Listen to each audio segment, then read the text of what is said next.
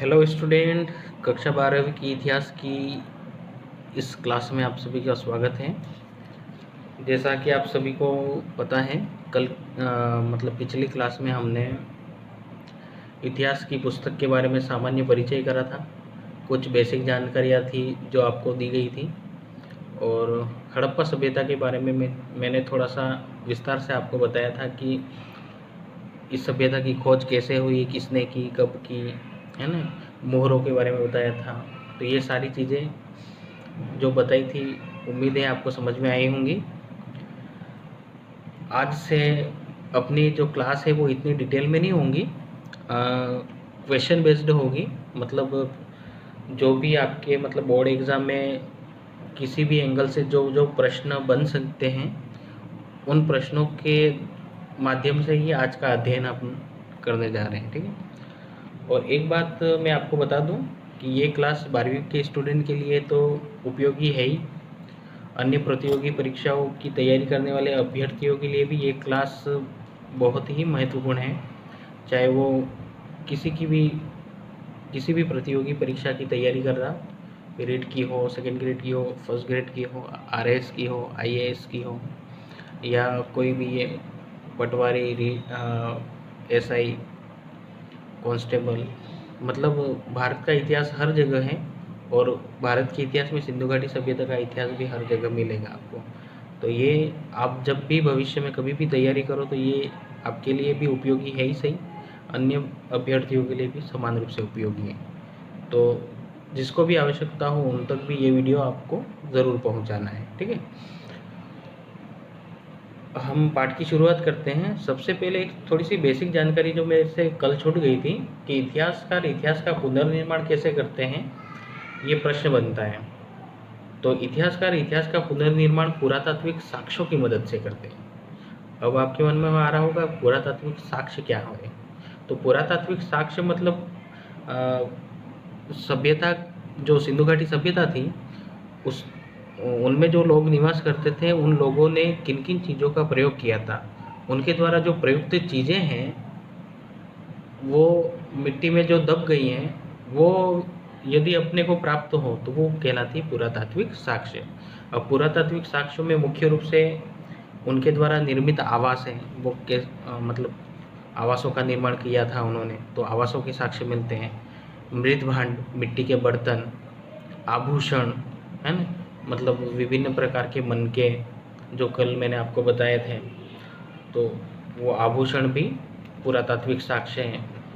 औजार, किन किन औजारों का इस्तेमाल करते थे, तो वो जहाँ रहते थे उन्होंने औजारों का प्रयोग तो किया ही होगा, तो औजारों के अवशेष भी मिलते हैं, तो वो भी पुरातात्विक साक्ष्य हैं। और सबसे विशिष्ट पुरावस्तु है मोहरे, है ना, तो मोहरे भी मिली हैं। तो खास करके ये पुरातात्विक साक्ष्य सिंधु घाटी सभ्यता के इतिहास का पुनर्निर्माण करने में वैसे उपयोगी हैं। बाकी किसी भी काल के इतिहास का पुनर्निर्माण पुरातात्विक साक्ष्यों की मदद से ही होता है।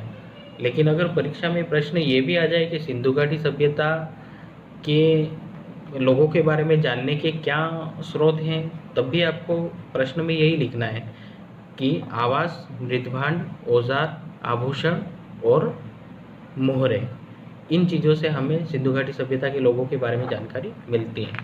और बाकी सीधा सा प्रश्न आए, इतिहासकार इतिहास का पुनर्निर्माण कैसे करते हैं। पुनर्निर्माण का मतलब होता है इतिहास को लिखते कैसे हैं। तो इतिहासकार इतिहास को लिखने के लिए पुरातात्विक साक्ष्यों की मदद लेते हैं, जो मैंने आपको बताया, ठीक है। अगली बात है, एक चीज़ आएगी आपको इसमें समझने के लिए कि आरंभिक हड़प्पा और विकसित हड़प्पा। अब विकसित हड़प्पा तो मैंने बताया था कि राखालदास बनर्जी ने 1921 में जो खोज की थी, जिस सभ्यता की खोज की थी, जिसको हमने 3 नाम दिए थे, हड़प्पा सभ्यता, सिंधु घाटी सभ्यता और सिंधु सरस्वती सभ्यता। तो ये सभ्यता है वही विकसित हड़प्पा सभ्यता कहलाती है। और इसका काल निर्धारण विभिन्न विद्वानों के अनुसार 2600 ईसा पूर्व से 1900 ईसा पूर्व दे रखा है, ठीक है।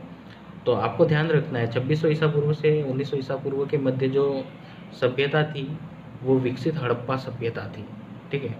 लेकिन 2600 ईसा पूर्व से भी पहले, है ना, 2600 ईसा पूर्व से भी पहले जिस क्षेत्र में सिंधु घाटी सभ्यता के लोग रहते थे, उसी क्षेत्र में उन लोगों से पहले भी कुछ लोग रहते थे। वो छोटे-छोटे समूह में रहते थे, उनकी अपनी अलग संस्कृतियाँ थी।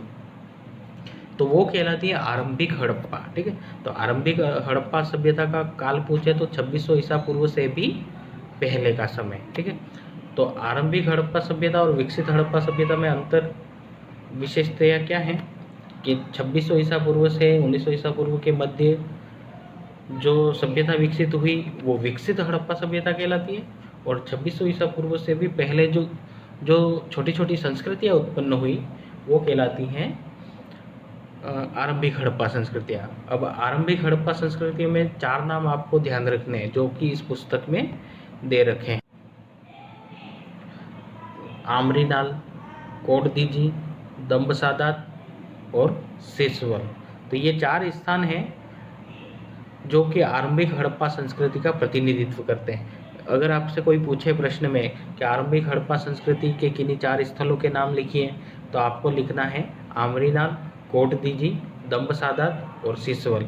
ये आरंभिक हड़प्पा संस्कृति के स्थल हैं। ये चीज़ आपको स्पष्ट रूप से ध्यान रहनी चाहिए। अब एक बात आती है क्या, इन आरंभिक हड़प्पा संस्कृति की विशेषता क्या थी? तो मुख्य रूप से इनकी 3 विशेषताएं थीं। सबसे पहली विशेषता इनकी विशिष्ट मृदभांड शैली। ठीक है, मृदभांड मतलब मिट्टी के बर्तन। ठीक है, तो सबसे पहली विशेषता इनकी विशिष्ट मृदभांड शैली, यानी ये विशेष प्रकार के मिट्टी के बर्तनों का प्रयोग करते थे। दूसरी इनकी विशेषता थी कि इन आरंभिक हड़प्पा संस्कृतियों से कृषि, पशुपालन और कुछ शिल्पकारी के साक्ष्य भी मिले हैं। ठीक है, शिल्पकारी मतलब मन के निर्माण, मिट्टी के बर्तनों का निर्माण, ये छोटे छोटे शिल्प हैं। तो इन शिल्पकारी के साक्ष्य भी इन आरंभिक हड़प्पा संस्कृतियों से मिलते हैं। और तीसरी इनकी विशेषता है इनकी जो बस्तियाँ हैं वो छोटी छोटी हैं और इनके द्वारा निर्मित संरचनाएं वो भी छोटी हैं, है ना। मतलब संरचनाएं, भवन संरचना, है ना, तो संरचना में भवन संरचना भी आती हैं। तो वो भवन छोटे छोटे ही प्राप्त हुए, ज़्यादा यूँ बड़े आकार के भवन इन आरंभिक हड़प्पा संस्कृतियों में मिलते नहीं। अगला जो महत्वपूर्ण बिंदु है, जो दूसरा बिंदु आपको यहाँ दिख रहा होगा, निर्वाह के तरीके, यानी कि सिंधु घाटी सभ्यता के लोग अपने जीवन निर्वाह के लिए किन किन चीज़ों का इस्तेमाल करते थे। तो सबसे पहली बात तो ये भोजन में क्या क्या प्रयोग करते थे। तो ये भोजन में शाकाहार और मांसाहार दोनों का प्रयोग करते थे। शाकाहार की बात करें तो पेड़ पौधों से प्राप्त जो भी फल फूल हैं इनका उपयोग करते थे ये अपने भोजन में। और मांसाहार की बात करें तो ये विभिन्न जानवरों के मांस का उपयोग करते थे और उन जानवरों से प्राप्त उत्पादों का उपयोग भी करते थे, जैसे दूध का उपयोग है।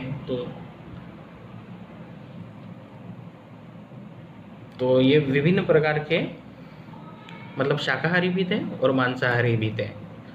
अगली बात करें अपन कि पुरातत्वविदों को ये कैसे मालूम पड़ता था कि सिंधु घाटी सभ्यता के लोग क्या खाते थे, क्या पीते थे, उनको कैसे मालूम।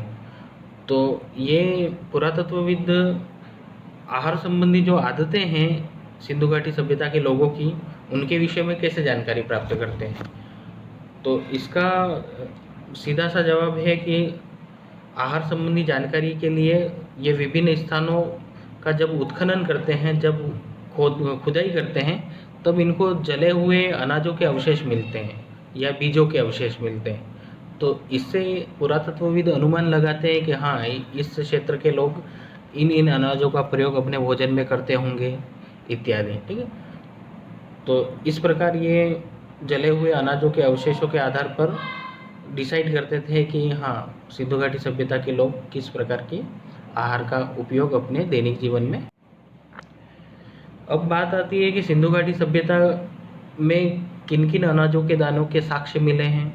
तो इनमें 5 प्रकार के अनाजों के साक्ष्य लगभग हर हड़प्पा स्थल से मिले हैं।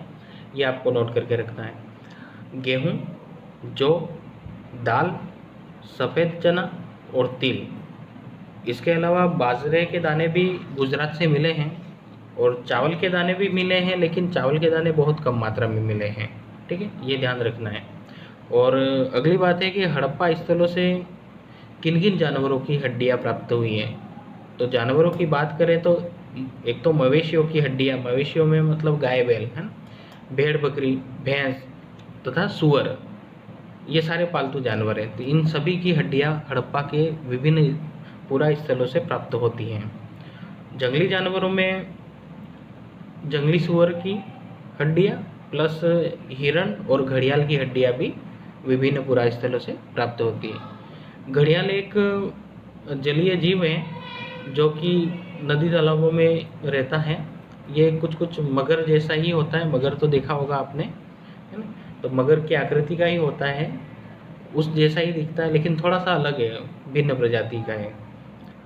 तो जंगली जानवरों में जंगली सुअर, हिरण और घड़ियाल की हड्डियाँ विभिन्न पुरा स्थलों से प्राप्त होती हैं। इसके अलावा मछली और पक्षियों की हड्डियाँ भी विभिन्न पुरा स्थलों से प्राप्त होती हैं। ठीक है, अब बात करते हैं कि हड़प्पा सभ्यता के लोग कृषि कार्य करते थे, तो इसके साक्ष्य मिले हैं कि नहीं। हाँ, तो कृषि का डेफिनेटली ये लोग कृषि करते थे और कृषि के साक्ष्य भी अपने को खुदाई में प्राप्त होते हैं। तो कृषि कार्य में भी, चलो कृषि कार्य करते थे ये तो फिक्स है, लेकिन कृषि कार्य में किन विधियों का प्रयोग करते थे ये निश्चित रूप से नहीं कहा जा सकता है। ठीक है, तो मतलब ये हल के द्वारा बीजों को बोते थे या केवल बीजों का छिड़काव कर देते थे। तो ये दो प्रकार की विधियाँ हैं, दोनों में से क्या प्रयोग करते थे ये पता नहीं चल पाया अभी तक, लेकिन हाँ कृषि करते थे, कम से कम इतना पता है। ठीक?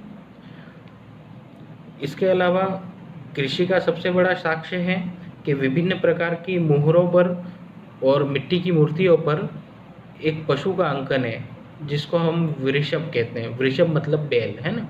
तो बैल का अंकन लगभग बहुत सी मुहरों पर है और बहुत सी मिट्टी की जो मूर्तियां हैं वो भी मिली हैं बैल की। यहाँ पर नीचे आपको ये बैल की मूर्ति दिखेगी, पकी मिट्टी से बना वृषभ, वृषभ मतलब बैल। ठीक है, तो वृषभ की मूर्ति भी विभिन्न पुरा स्थलों से मिलती हैं, जिससे अनुमान लगाया जा सकता है आसानी से कि हड़प्पा सभ्यता के लोग कृषि कार्य में बैल का इस्तेमाल करते थे।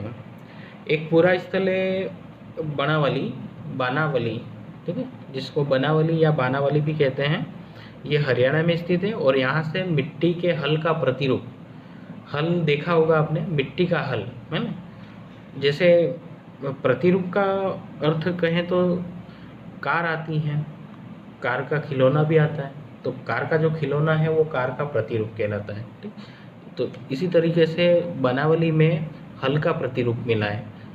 हल खेतों में जोतने के काम आता है, आपको पता होगा, आप अच्छे से समझ गए होंगे हल किसे कहते हैं।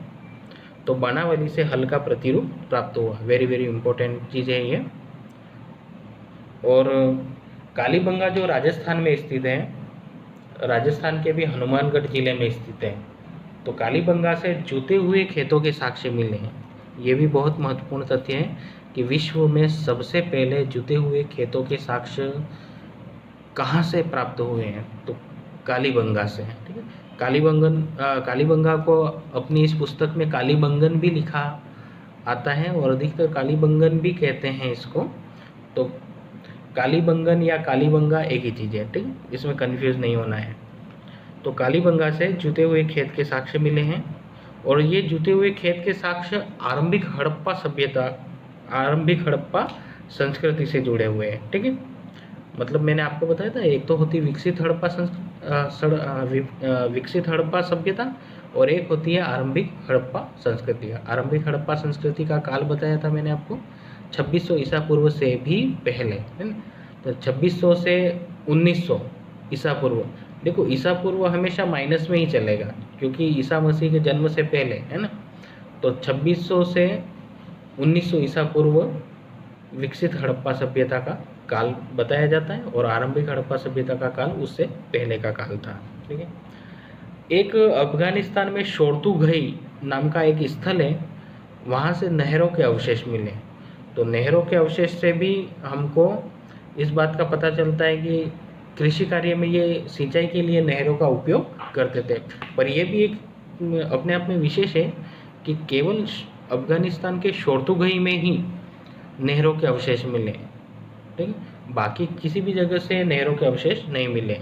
हाँ, जलाशयों के अवशेष मिले। जलाशय मतलब बांध, ठीक है। गुजरात का एक स्थान है धोलावीरा, धोलावीरा से जलाशयों के अवशेष मिलते हैं, जिससे भी माना जा सकता है कि ये जलाशयों में जो जल रहता था उसका उपयोग कृषि में सिंचाई के लिए ये लोग करते होंगे, ठीक है। तो इस तरीके से यहाँ पर आपको मैं बता दूँ, पेज नंबर 2 जो यहाँ से है आरंभ, यहाँ, ठीक है। तो पेज नंबर 2 से लेकर 3 और 4, इनमें जो भी महत्वपूर्ण तथ्य हैं उनकी जानकारी मैंने आपको करा दी है। मैंने औज़ारों के बारे में आपको जो बताया था, ये औज़ार हैं जो सिंधु घाटी सभ्यता से मिले हैं, और मैंने जलाशय के बारे में बताया था जो कि धोलावीरा से मिले हैं। इसके अलावा कुछ प्रश्न हैं जो आपको इनका उत्तर बताना है। सबसे पहला प्रश्न है कि आरंभिक हड़प्पा संस्कृतियों के किन्हीं 4 स्थानों के नाम बताइए। दूसरा प्रश्न है आरंभिक हड़प्पा संस्कृति की किन्हीं 3 विशेषताओं के बारे में बताइए, ठीक है। तीसरा प्रश्न है सिंधु घाटी सभ्यता के लोग अपने भोजन में किन किन चीज़ों का प्रयोग करते थे। चौथा प्रश्न है सिंधु घाटी सभ्यता के लोगों के आहार संबंधी आदतों का पता किन चीज़ों से चलता है, ठीक है। अगला जो 5वां प्रश्न है वो है हड़प्पा स्थलों से किन किन अनाजों के दाने मिले हैं। छठा प्रश्न है हड़प्पा स्थलों से किन किन जानवरों की हड्डियां मिली हैं। और 7वां प्रश्न है मिट्टी के हल का प्रतिरूप किस हड़प्पा स्थल से मिला है। 8वां प्रश्न है जुते हुए खेत का विश्व में सबसे पहला साक्ष्य किस पुरा स्थल से मिला है। 9वां प्रश्न है नहरों का अवशेष किस एकमात्र हड़प्पा के पुरा स्थल से मिला है। और अंतिम प्रश्न है जलाशयों के अवशेष कहाँ, मतलब किस स्थल पर प्राप्त हुए हैं, ठीक है। तो ये प्रश्न है, इनके उत्तर देने हैं आपको। और यदि वीडियो अच्छा लगे तो इसको लाइक करें, शेयर करें, सब्सक्राइब करें और अधिक से अधिक लोगों तक पहुंचाएं, ताकि इसका लाभ जो भी ज़रूरतमंद हो वो उठा सके। बाकी वीडियो देखने के लिए आप सभी का धन्यवाद। जय हिंद।